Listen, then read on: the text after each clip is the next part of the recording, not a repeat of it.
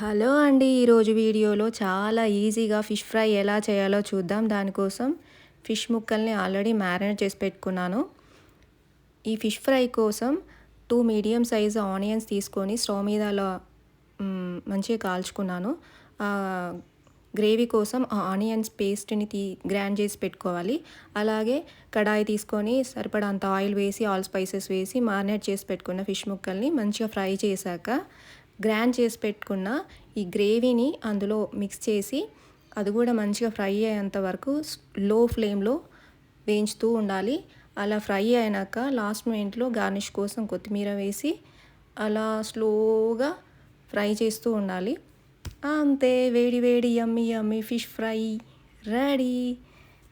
Taste చాలా యమ్మీ యమ్మీగా ఉంటుంది.